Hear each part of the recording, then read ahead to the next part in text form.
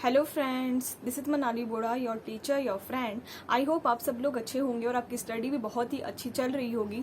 तो फ्रेंड्स, आज जो ऐसे हम कवर करने वाले हैं वो है ऐसे 240। उसका नाम क्या है? Auditor responsibility relating to fraud in audit of financial statement. ठीक है फ्रेंड्स, तो ये ऐसे जैसे कि नाम से ही पता लग रहा है, इसका मतलब क्या है कि जो फ्रॉड के केस में ऑडिटर की क्या ड्यूटी होती है ऑडिट के अंदर।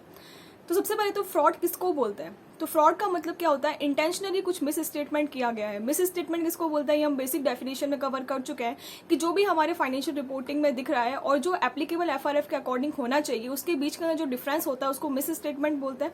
ये फ्रॉड की वजह से भी हो सकता है और एरर की वजह से भी हो सकता है।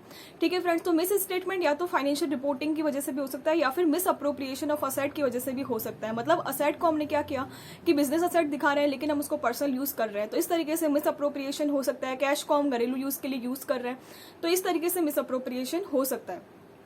तो इन दोनों की वजह से ही अगर किसी एम्प्लॉय ने या फिर मैनेजमेंट ने या फिर किसी थर्ड पार्टी ने या टीसीडब्ल्यूजी ने मिलकर क्या किया, फ्रॉड किया है और इंटेंशनली कुछ अनड्यू एडवांटेज गेन करने के लिए अगर वो एक्ट किया गया है तो उसको हम फ्रॉड बोलते हैं। अब फ्रॉड के केस के अंदर जो प्राइमरी रिस्पॉन्सिबिलिटी होती है वो मैनेजमेंट की होती है फ्रॉड को प्रिवेंट, डिटेक्ट और करेक्ट करने की।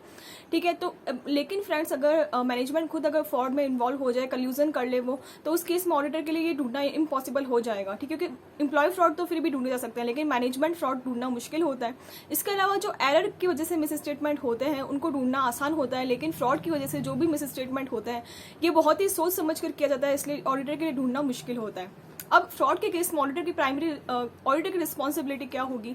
तो फ्रेंड्स, हमने अभी तक पढ़ा है कि जो ऑडिटर है उसको क्या करना चाहिए, risk of material miss statement है उसका अनुमान लगाना चाहिए। इसके बाद में वो ऑडिट प्रोसीजर डिजाइन करेगा, उसके बाद में ऑडिट एविडेंस कलेक्ट करेगा, उसके बाद कंक्लूजन देगा। अगर उसने इन सब प्रोसीजर को सही तरीके से किया है तो उस केस में उसकी फ्रॉड के रिगार्डिंग कोई भी रिस्पॉन्सिबिलिटी नहीं होगी। मतलब ये सब काम उसको करने होंगे ऑडिटर को, लेकिन इसके अलावा जो फ्रॉड को ढूंढने की जो रिस्पॉन्सिबिलिटी है वो ऑडिटर की नहीं होती है। लेकिन उसको ये प्रूव करना पड़ेगा कि उसने ऑडिट प्रोसीजर सही से लगाई है और miss statement, risk of material miss statement का सही तरीके से एस्टिमेशन किया है, ये सब उसको प्रूव करना पड़ेगा। ठीक है फ्रेंड्स, अब हम रीड करेंगे कि मतलब फ्रॉड के केस में ऑडिटर की ड्यूटी क्यों नहीं होती है। तो इसका रीजन होता है इनहेरेंट लिमिटेशन ऑफ ऑडिट। अब ये क्या हो सकती है? Time and cost constraint. Auditor के पास में टाइम भी लिमिट होता है और कॉस्ट भी लिमिट होती है, तो उस केस के अंदर फ्रॉड है वो नहीं ढूंढ पाता। इसके अलावा जो यूज ऑफ जजमेंट्स, मतलब बहुत सारे जजमेंट्स को यूज करना पड़ता है, जैसे कि nature, timing, extent of the audit procedures और जो एविडेंस है और टेस्ट चेकिंग है, सैंपल बेस्ड चेकिंग है, तो कौन से सैंपल सेलेक्ट किए जाए, तो इसमें प्रोफेशनल जजमेंट इन्वॉल्व होता है।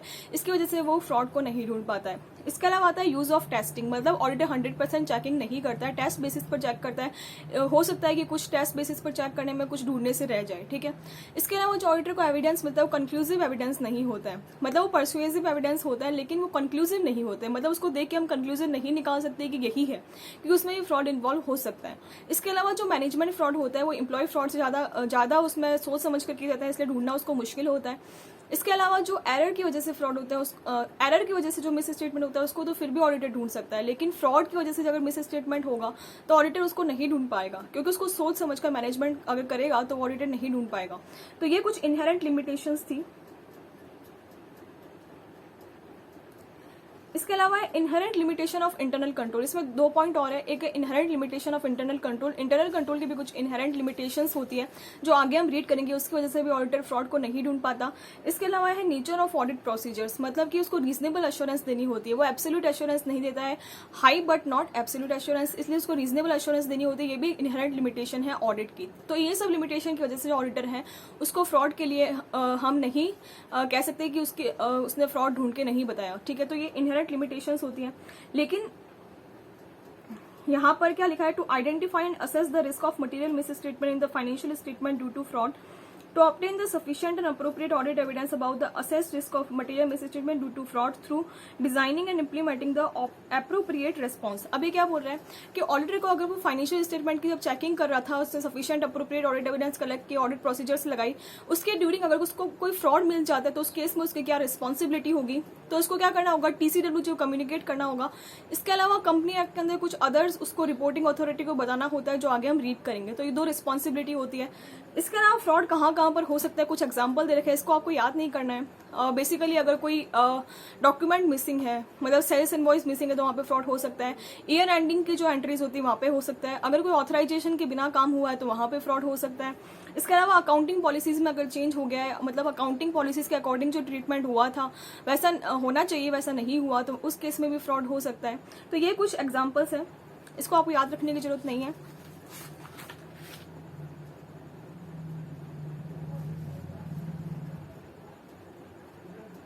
ठीक है, तो इसके साथ ही हमारा ये ऐसे कंप्लीट होता है। इसमें आपको मेन दो ही बातें ध्यान रखनी, तो मैनेजमेंट की रिस्पॉन्सिबिलिटी होती है कि वो इंटरनल कंट्रोल अच्छे से लगाए और अपने एम्प्लॉयज़ को बताए और फ्रॉड को रोकने की कोशिश करे। ये मैनेजमेंट की रिस्पॉन्सिबिलिटी होती है। ऑडिटर की रिस्पॉन्सिबिलिटी केवल यही होती है कि वो ऑडिट प्रोसीजर्स लगाए, एविडेंस कलेक्ट करे और अपनी रिपोर्ट दे। और ये अगर काम उसने सही तरीके से किया है तो उसकी कोई भी रिस्पॉन्सिबिलिटी नहीं होगी फ्रॉड के रिगार्डिंग, क्योंकि कुछ इनहेरेंट लिमिटेशंस होती है ऑडिट की। फिर भी अगर उसको कुछ फ्रॉड मिल जाता है तो उसको TCWG को बताना चाहिए।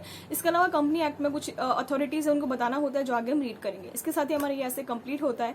आई होप आपको समझ में आया होगा। अगर आपको अच्छा लगा तो लाइक, शेयर एंड सब्सक्राइब जरूर करना और मुझे कमेंट करके जरूर बताना आपको कैसा लगा। तो stay positive, always believe in your self. All the best.